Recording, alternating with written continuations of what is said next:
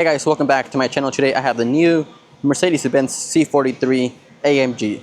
And of course this vehicle is getting a lot of hate on the internet right now, especially because Mercedes' decision to replace it with the inline-six and a 2-liter turbocharged engine. And is that hate all justified? So starting from the front design, I personally think it looks really nice, especially with the lines. We do have our LED headlights and DRLs and real functioning air vents on the side over here. And just look at this grille, it looks really good even though it's just a C43.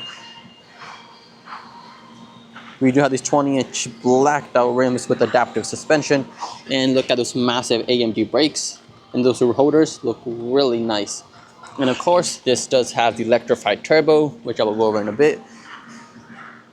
From the side, it's really didn't change it that much, but from the back it looks really nice with our LED tail light design. I really wish these vents were real on the side over here. We do have quad exhaust, which I will go over in a bit how it sounds. Even though it's a 2-liter, it sounds amazing.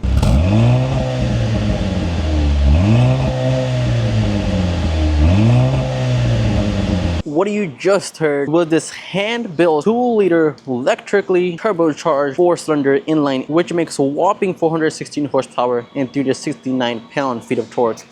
And this engineering behind it is totally nuts. So for example, first I'm going to start with this turbocharger itself. So this engine alone, paired with everything, makes 402 horsepower. But the cool touch is we have an electric turbocharger. So it also works as a traditional turbocharger, relying on the exhaust gases to spin up the turbine. But they've actually added an electric motor right in the shaft where both turbines are connected, the exhaust turbine and then also the compressor turbine.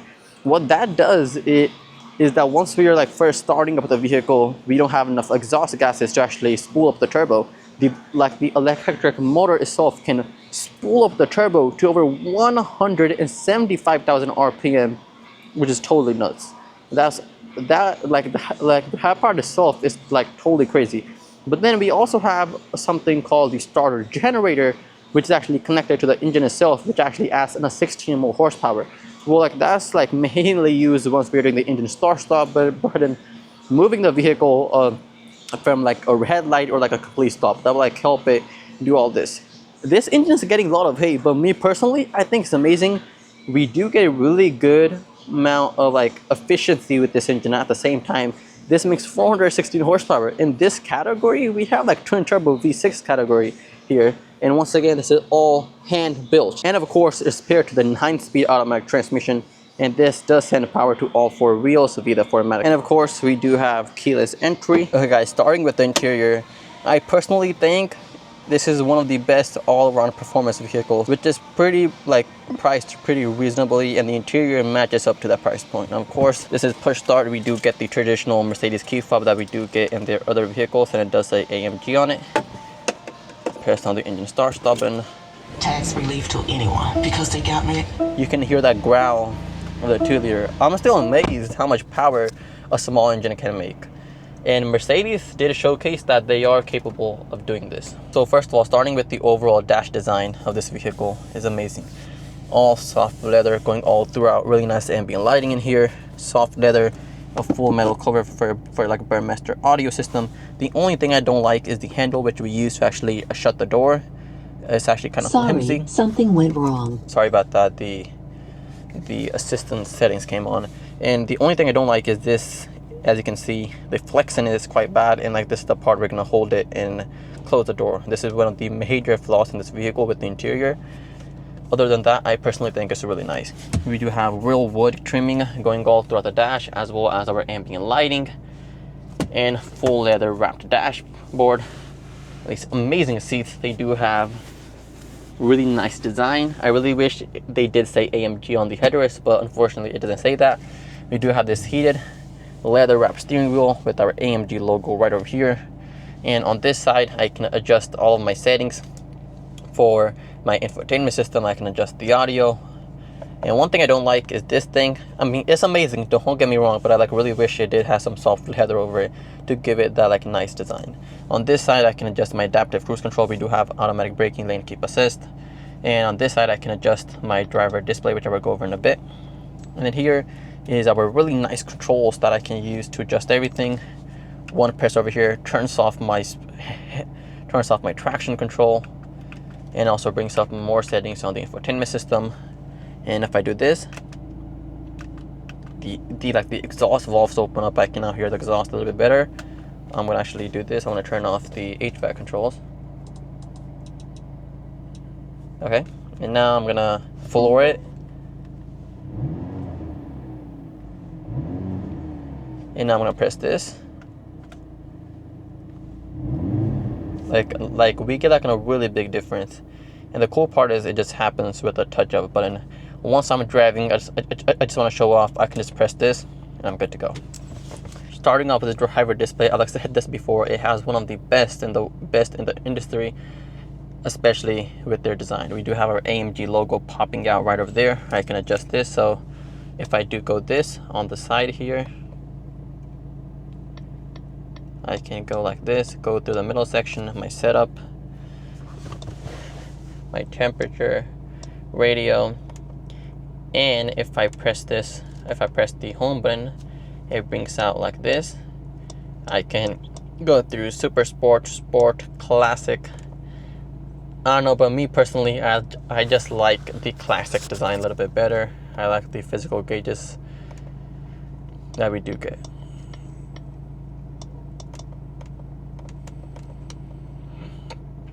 And we have Super Sport. And it also shows the torque I'm getting, and it's also showing how much power I'm making. And here it's actually tracking me how much power the system is generating for the hybrid system, which I mentioned before. And here we have the understated mode. I can choose different colors. And as I'm doing this, it also adjusts the ambient lighting as well. Really nice. And then one thing I would like to mention is in other E-classes, we do get our little bit of like ambient lighting in our air vents. We don't have this option in the C class. I did wish it was, because it would look cool, but we don't have that option. However, we still do have the same infotainment system with a new design, and it looks really good. We basically have zero lag. We do have haptic feedback, everything we touch. And for example, here's our phone. We do have wireless Apple CarPlay and Android Auto. I'm gonna actually connect it for you guys. So we're gonna press connect device here, connect a new device, and now we can go to our settings here. Okay, and okay, yeah, so we have the Ambient system popping up. We're gonna press this.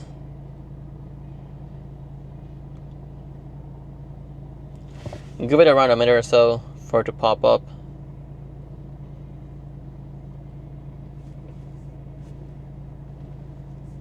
Okay, now we're gonna press pair. We're gonna press allow. And now I have an option. If I want to use CarPlay, I can press connect. And here I can press OK, start CarPlay.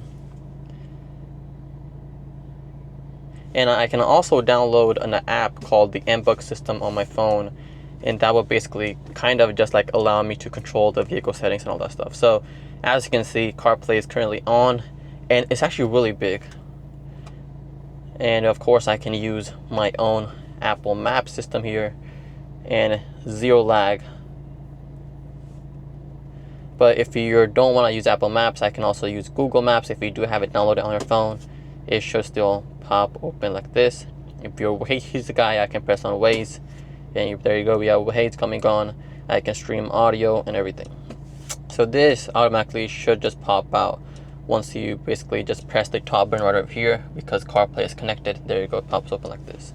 So here's our media, our apps that we can download, our browser, our photos, and here is our comfort settings. Of course, we don't have a heated or we don't have massaging seats in this vehicle. Of course, it's a C class, and then like the amount of performance for the price we get, I think it like really doesn't matter if you do have these seats or not.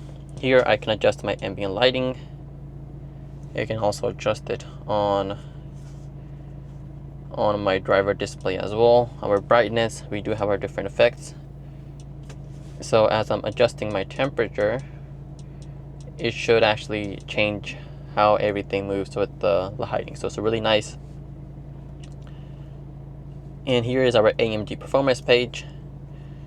So now it will show me the angle, which it is, and if I'm turning the steering wheel, as you can see, it turns it and it tells me what degree the steering wheel is currently turned at. And it will also give me the accelerator, so I'm going to press the brake fully. There you go. Press the accelerator fully. There you go. My G-force monitor is all my engine settings, my engine torque, my power, is my stopwatch, and here's my consumption. And this is my vehicle settings here. My system settings, active brake assist, blind spot assistance settings, camera. And the other thing is this does have the hidden camera. I can open the camera cover, close the camera cover. We do have automatic parking, where it can automatically park for me. My car wash, my comfort, my occupant protection, open and close, all that stuff.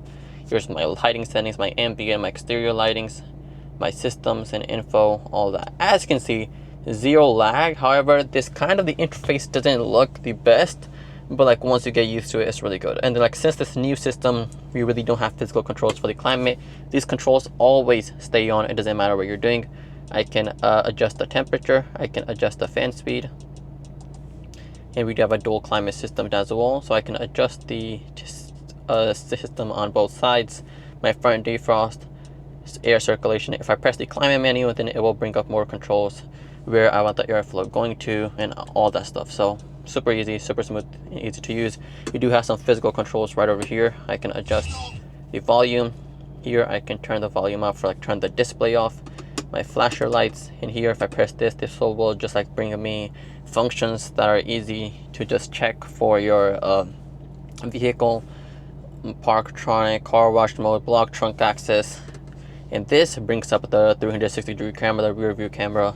And for parking assistance, I just press it, and once I'm moving, it will automatically find the parking space for me and then park it for me. Here is our AMG page. Press it and it brings up. First I have to cancel this, sorry. Yeah, okay, so now I can press the AMG badge like this, and it will bring up my AMG settings. Currently it's in comfort mode. The suspension is the most softest. I can also adjust it using this control right over here. Now it's sport.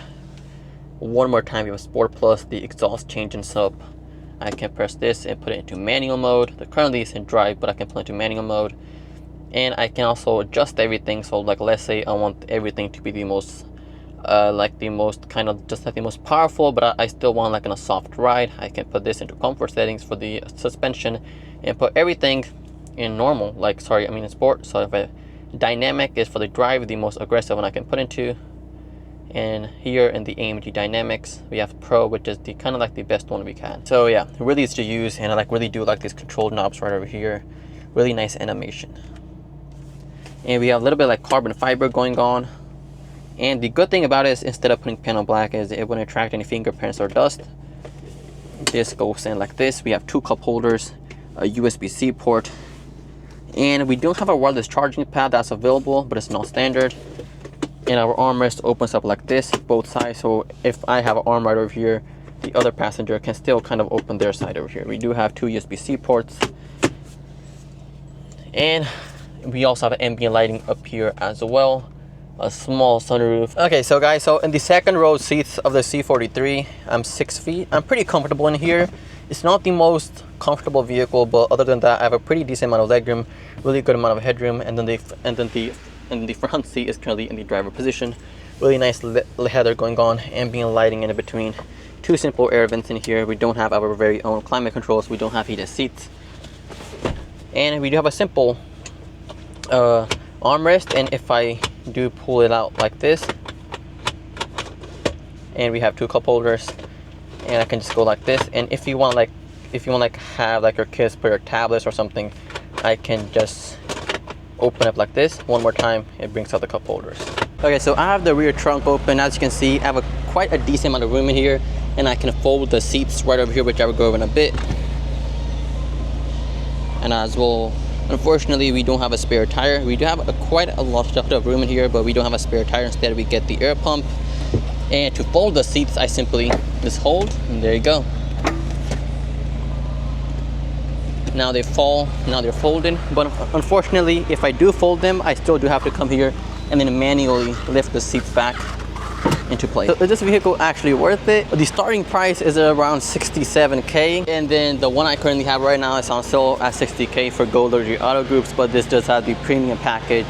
It's kind of like the top of the line one. But I personally think this vehicle is amazing. It like really doesn't deserve the hate it gets. Yes, some people aren't fan of the 2-liter turbo engine. I wish Mercedes should offer an option to also give it out with the 3-liter inline-six too. But given an option instead of just taking the 3-liter away. But this engine itself is amazing. It sounds really great for a 2-liter. The interior is top notch. We really don't get those creaks that we do get in like other Mercedes cars like the GLS and all that stuff. So I think this vehicle is really nice. If you did find this video interesting, please do like, subscribe, and share. Thank you.